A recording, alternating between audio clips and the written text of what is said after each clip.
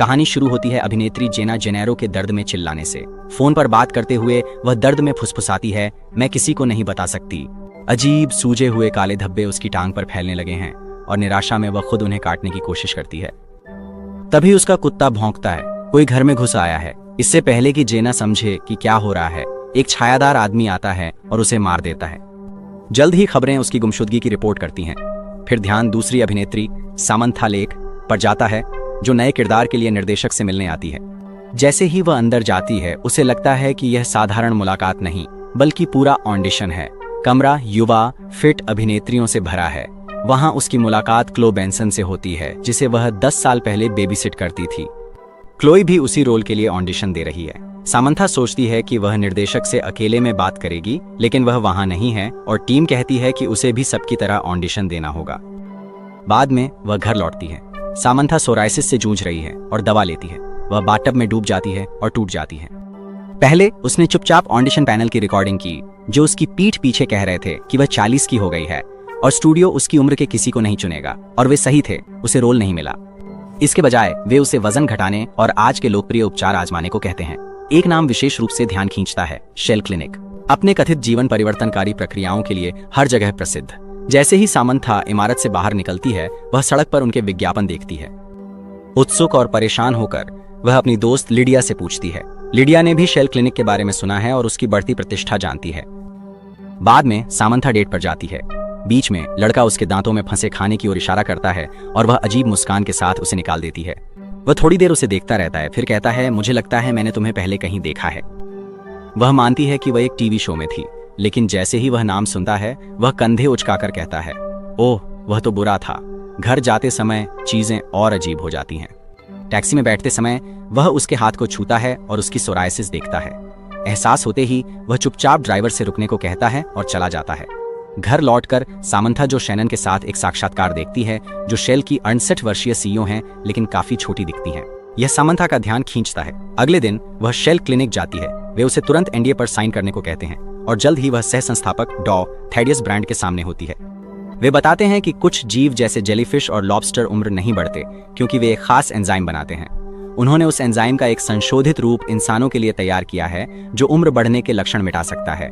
Samantha इलाज के लिए अंदर जाती है और क्लिनिक में क्लोई को देखती है। ये उसे घबरा देता है और वह मुड़ जाती है। बाहर निकलने से पहले डॉक्टर ह्यूबर्ट उसे रोकते हैं और पूछते हैं कि क्या हुआ और वह इलाज क्यों नहीं चाहती। सामंथा को पूरी स्थिति अस्थिर लगती है।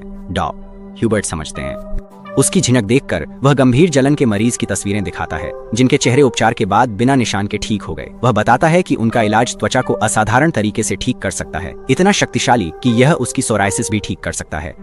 जब सामंथा जोखिम पूछती हैं, तो ह्यूबर्ट शांतिपूर्वक स्वीकारते हैं कि यह सर्जरी है, लेकिन आश्वस्त करते हैं कि यह दर्द रहित है। वह बताते हैं कि अगर वह अगले 20 साल तक कार्यक्रम के प्रति समर्पित रहती है, तो वह आज जैसी ही दिखेंगी। सोच विचार के बाद सामंथा आखिरकार मान जाती है। कमरे के बाहर वह फिर से क्लो से मिलती है। क्लो उत्साहित होकर बताती है कि उसे पहले के ऑडिशन में भूमिका मिली है, लेकिन वह इसे ठुकरा रही है क्योंकि उसे यकीन है कि वह अगली कैटवुमन के रूप में चुनी जाएगी। सामंथा मानती है कि वह इलाज को लेकर घबराई है। उसकी घबराहट देखकर क्लो उसे आश्वस्त करती है। वह सामंथा के साथ बचपन की एक याद साझा करती है, जब सामंथा उसे तैराकी कक्षाओं में ले जाती थी और याद दिलाती है कि कैसे वह उसे डर से उबरने में मदद करती थी। वह याद सामंथा की चिंता कम कर देती है, जिससे वह आगे बढ़ती है। फिर सामंथा इलाज के लिए आगे बढ़ती है। टीम उसकी त्वचा पर लेजर प्रक्रियाओं की एक श्रृंखला शुरू करती है, जो उसके बदलाव की शुरुआत करती है। प्रक्रिया के बाद डॉक्टर ने सामंथा को बताया कि सब कुछ सही है। उसकी सोराइसिस ठीक हो गई है और वह घर जा सकती है। परिणाम से वह बेहद खुश हुई। उसका आत्मविश्वास तुरंत बढ़ जाता है। उसे जो शैनन की विशेष क्रिसमस पार्टी का निमंत्रण भी मिलता है। अपनी नई ऊर्जा के साथ वह जिम में और अधिक मेहनत करती है और अपने जीवन पर अधिक नियंत्रण महसूस करने लगती है। उस शाम वह कमरे के उस पार से पार्टी में जाती है। वह चुपचाप जो को देखती है, जो उसे देख लेती है और पास आती है, जो कहती है कि वह क्लिनिक में सामंथा से मिलने की उम्मीद कर रही थी और बताती है कि वह अपनी माँ के साथ सामंथा का पुराना शो देखती थी। वह देखती है कि सामंथा की उम्र नहीं बढ़ी है और कहती है कि उपचार से ऊंचाई थोड़ी बढ़ सकती है, जो सामंथा को नहीं बताया गया था। रात के खाने में जोई सामंथा पर असामान्य ध्यान देती है। जैसे ही सामंथा खाने का टुकड़ा लेती है, उसे कुछ अजीब लगता है। खाना जोई की झड़ी हुई त्वचा से बना है, जिसे प्रोटीन युक्त व्यंजन में बदला गया है। डरी हुई लेकिन प्रतिक्रिया देने में असमर्थ सामंथा खुद को खाने के लिए मजबूर करती है। बाद में वह घर में घूमती है और एक कमरे से अजीब आवाजें सुनती है। जब वह अंदर झांकती है तो जो वहां होती है और तुरंत सामंथा को देखती है। सामंथा बहाना बनाकर जाने की कोशिश करती है, लेकिन जो उसे जाने नहीं देती। वह अपने इलाज के शुरुआती महीनों को याद करती है, इसे अपने जीवन के सबसे रोमांचक समयों में से एक बताती है और जोर देती है कि सामंथा को भी ऐसा ही महसूस होना चाहिए। सामंथा मानती है कि उसे अब भी लगता है जैसे उसके मोजे में छेद है या दांतों में खाना फंसा है। जोय कहती है कि उसे सामंथा में कोई कमी नहीं दिखती और उसे ज्यादा सोचने से रोकती है। वह सामंथा को एक निजी कमरे में ले जाकर वहां रुकने, आराम करने और मजे करने के लिए कहती है। 3 महीने बाद सामंथा और भी चमकदार दिखती है और उसका आत्मविश्वास भी बढ़ गया है। वह अब जो के साथ काफी समय बिताती है। दोनों अच्छे दोस्त बन गए हैं। जो अक्सर उसकी तारीफ करती है और अपने निजी रहस्य भी साझा करती है, जैसे कि उसका असली उपनाम शैनन नहीं बल्कि झिल्ट है। सामंथा मानती है कि वह भी असली नाम नहीं इस्तेमाल करती और वे इस पर हंसते हैं, लेकिन यह सहजता ज्यादा देर नहीं रहती। एक दिन लिडिया ने सामंथा की गर्दन पर छोटा काला उभार देखा। डॉ ह्यूबर्ट ने उसे हटाया और आश्वस्त किया कि यह गंभीर नहीं है। उन्होंने जांच का वादा किया, दवाइयां दी और जरूरत पर संपर्क के लिए अपना नंबर भी दिया। जब बाहर जाने के लिए निकलती है, सामंथा को ऐसा महसूस होता है कि कोई व्यक्ति उसका पीछा कर रहा है। जब वह घर पहुंचती है तो 2 पुलिस अधिकारी उसके दरवाजे पर आते हैं। वे क्लोई के बारे में पूछताछ करते हैं, जो लापता है। उन्होंने क्लोई के परिवार से बात की, जिन्होंने बताया कि क्लोई और सामंथा हाल ही में फिर से मिले थे। अधिकारियों ने सामंथा से तुरंत संपर्क करने को कहा। अगर क्लोई संपर्क करती है, सामंथा बाद में सब जोई को बताती है। जोई इसे अनदेखा करती है, कहती है कि अधिकारी असली पुलिसकर्मी नहीं हो सकते, शायद प्रतिस्पर्धी हैं, जो उसके ग्राहकों को डराने या उसके उपचारों की जानकारी लेने की कोशिश कर रहे हैं। सामंथा आश्वस्त नहीं है। वह जोई से कहती है कि कम से कम यह जांच ले कि क्लोई सुरक्षित है या नहीं, ताकि उसका मन शांत हो सके। जोई मान जाती है, लेकिन जैसे ही सामंथा शांत होती है, वह अचानक अपनी कलाई पर एक और काला धब्बा देखती है।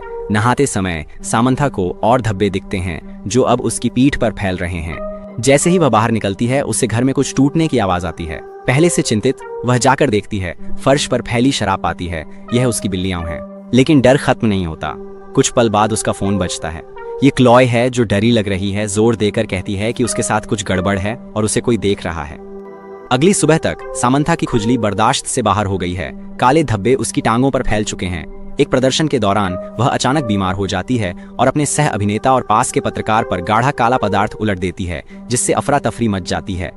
हिल चुकी वह वैनिटी रूम में जाती है, जहां जोए जल्दी ही उससे मिलती है। सामंथा धब्बे दिखाती है और जोए उसे शांतिपूर्वक आश्वस्त करती है कि वे इसे संभाल लेंगे। वह सामंथा को सेट से दूर ले जाकर अपने अपार्टमेंट ले जाती है। वहां सामंथा को पता चलता है कि डॉ ह्यूबर्ट को हटा दिया गया है। जब वह क्लो के बारे में पूछती है तो जोए बताती है कि क्लो पेरिस चली गई है। जैसे ही जोए बाहर जाती है, सामंथा बाथरूम से छुपकर पुलिस को कॉल करती है। जब वह लौटती है, जोई कॉल के बारे में पूछती है। सामंथा इनकार करती है, पर जोई फोन चेक करने पर जोर देती है। सामंथा मना करती है और कहती है कि वह अस्पताल जाना चाहती है। इसके बजाय वह पूछती है कि जोए उसे वहां रखने पर क्यों अड़ी है। जोए कहती है कि सामंथा को किसी भरोसेमंद की जरूरत है, लेकिन सामंथा अब किसी पर भरोसा नहीं करती। जोई निराश होकर कहती है कि सामंथा उसकी परवाह नहीं कर रही और उसकी हालत में बाहर जाने से जोई के ब्रांड और कंपनी के शेयर पर असर पड़ सकता है। अंततः सामंथा का धैर्य टूट जाता है। वह जो के चेहरे पर चाय फेंकती है और अपार्टमेंट से बाहर भागती है। बाहर उसकी दोस्त लिडिया मदद के लिए दौड़ती है और दोनों मिलकर जो के ड्राइवर से बचने की कोशिश करती हैं। रास्ते में सामंथा कार रोकती है और अकेले पुलिस अधिकारियों से मिलने पर जोर देती है, लेकिन पहुंचने पर कुछ गड़बड़ साफ दिखता है। उनकी बातचीत से साफ है कि वे असली अधिकारी नहीं हैं। वे भी जोई के लिए काम करते हैं। वे कहते हैं कि वे उसे सुरक्षित जगह ले जा सकते हैं और मदद कर सकते हैं, और वह मान जाती है। क्लोई भी इसी कारण निशाना बनी थी। इससे पहले कि वे कुछ कर पाते, जोई का ड्राइवर बाहर आ जाता है। सामंथा जल्दी से बाथरूम में यह कहकर जाती है कि उसे एक पल चाहिए, फिर दूसरे रास्ते से बाहर निकलकर एक टैक्सी रोक लेती है। दुर्भाग्य से यह एक स्वचालित कार है जो 25 मील प्रति घंटे से तेज नहीं चलती। इस गति पर उसे लगता है कि वह पकड़ी जाएगी। नकली अधिकारी ओवरटेक करने की कोशिश करते हैं, लेकिन एक ट्रक से टकरा जाते हैं। सामंथा टैक्सी का मार्ग बदलकर तेजी से भाग निकलती है। वह सीधे डॉ ह्यूबर्ट के पास जाती है। शरीर पर काले धब्बे देखकर उन्हें लगता है कि स्थिति गंभीर है। वह कहते हैं कि तुरंत क्लिनिक जाना चाहिए, लेकिन सामंथा मना कर देती है। वह चाहती है कि उपचार वहीं हो। ह्यूबर्ट उसे दर्द की दवाइयां देता है, बाथटब में घोल मिलाता है और उसके मुंह पर श्वास मास्क लगा देता है। वह उसे मिश्रण में धीरे धीरे उतारता है। जैसे ही उसका शरीर उग्र प्रतिक्रिया करता है और वह दर्द में तड़पती है। जब सामंथा अगली सुबह उठती है तो उसके शरीर से काले धब्बे गायब हो जाते हैं। डॉ ह्यूबर्ट उसके लिए नाश्ता लाते हैं और माफी मांगते हैं, यह मानते हुए कि उन्हें भी कई बातें नहीं बताई गई थीं। बाहर जाने के बाद सामंथा काउंटर पर क्लोई के नाम की दवाई की बोतल देखती है। वह ह्यूबर्ट से पूछती है और वह अनिच्छा से बताता है कि क्लोई भी मदद के लिए आई थी। उस दौरान दोनों ने रिश्ता बनाया। वह मानता है कि वह अब भी उससे प्यार करता है। यह सुनकर सामंथा जानना चाहती है कि क्लो के साथ क्या हुआ और क्या उसने कुछ किया। क्लोई को पास में महसूस कर सामंथा उसे पुकारती है। ह्यूबर्ट रोकने की कोशिश करता है, लेकिन वह घबराकर जेब से चाकू निकालकर वार कर देती है। अंततः वह क्लोई को एक कमरे में बंद पाती है और अपनी डरी हुई सामंथा की झलक देखती है। जब वह मुड़ती है तो ह्यूबर्ट को मृत पाती है, जिसे किसी और ने मारा है। भागने से पहले उसे पकड़कर ले जाया जाता है। सामंथा को होश आने पर वह खुद को शेल कंपनी के वकील और सह संस्थापक डॉ थैडियस ब्रांड के सामने पाती है। वे उसे बताते हैं कि क्लोई जीवित है और उसका इलाज हो रहा है। वे याद दिलाते हैं कि ये साइड इफेक्ट्स एनडीए में थे जिस पर उसने हस्ताक्षर किए थे। लेकिन सामंथा अब एनडीए की परवाह नहीं करती। वह कहती है कि वह बाहर जाकर उनके हर काम का पर्दाफाश करेगी। तभी जो अंदर आती है वह सामंथा से शांत स्वर में कहती है कि जो सही लगे वही करे, लेकिन परिणामों की चेतावनी देती है। उसका करियर खत्म हो सकता है और सोराइसिस लौट सकती है। कंपनी फिर एक प्रस्ताव देती है, शेयरों का बड़ा हिस्सा और मुफ्त जीवन भर इलाज, बशर्ते वह चुप रहे। जोए उसे यह प्रस्ताव मानने के लिए कहती है, ये कहते हुए कि यह उसके पास एक शक्तिशाली महिला बनने और अपनी पूरी क्षमता तक पहुंचने का मौका है। लेकिन सामंथा विरोध करती है। वह सवाल करती है कि उसे सबसे पहले इतना परफेक्ट दिखने की चिंता क्यों करनी चाहिए। वह समझती है कि जो जैसे लोग अपने व्यवसाय को जीवित रखने के लिए यह दबाव बनाते हैं। जोई को उसके असली नाम जोई जिल्ट से बुलाते हुए सामंथा प्रस्ताव को ठुकरा देती है। इसके जवाब में जोई च्लोए को अंदर लाती है। डॉ ब्रांड समझाते हैं कि च्लोए के मामले में परिवर्तित लॉबस्टर एंजाइम ने उसकी मानव कोशिकाओं को पूरी तरह से अपने कब्जे में ले लिया है। क्लोए अब पूरी तरह से एक डरावने लॉबस्टर जैसे जीव में बदल गई है और उनका कहना है कि उसके लिए क्लिनिक में रहना ही सुरक्षित है। क्लोई सामंथा को देखती है और हालांकि जोई को यकीन है कि कांच का घेरा उसे रोक लेगा, क्लोई उसे तोड़कर बाहर निकल जाती है। वह फौरन डॉ ब्रांड और लॉर्ड को मार देती है। वकील सामंथा मौका पाकर भागती है, जो उसका पीछा करती है। रास्ते में सामंथा लिडिया को एक कमरे में बंद देखती है और उसे आजाद कर देती है, लेकिन भागने से पहले जोए का ड्राइवर वहां आ जाता है। उसी समय क्लो हमला कर उसे मार डालती है। सामंथा और लिडिया तेजी से इमारत के अंदर दौड़ती हैं, जबकि जोए उनके पीछे इलेक्ट्रिक टेसर लेकर खोज में निकलती है। जब जो पीछा करती है तो वह घमंड करती है कि उसी ने सामंथा को उनकी हाल की फिल्म में काम दिलाया था, यह कहते हुए कि कोई और उसे काम पर नहीं रखता। उपचार के बाद सामंथा पलटवार करती है और पीछे से झोंपर हमला करती है, लेकिन खत्म करने से पहले क्लो बदले रूप में सामंथा की ओर बढ़ती है। घबराकर जो कांच के उपचार कक्ष में छिप जाती है, उम्मीद करती है कि यह उसे बचा ले।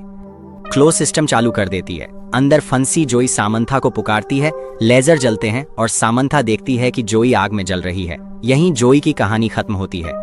फिल्म आगे बढ़ती है। सामंथा फिर से अभिनय में लौट आई है, अपने शर्तों पर करियर जारी रखते हुए। उसने शेल कंपनी के रहस्यों को उजागर कर दिया है। कंपनी अब भी चल रही है, अब भी कमा रही है, लेकिन सामंथा अब पूर्णता के पीछे नहीं भागती। उसे सुंदरता के मानकों की परवाह नहीं, या अगर खाना दांतों में फंस जाए तो वह अंततः अपने आप को जी रही है। और इसके साथ ही कहानी समाप्त होती है। तो दोस्तों, यह थी कहानी। अगर वीडियो अच्छा लगा तो कमेंट्स में राय बताएं और लाइक, शेयर, सब्सक्राइब जरूर करें। अगले वीडियो में मिलते हैं।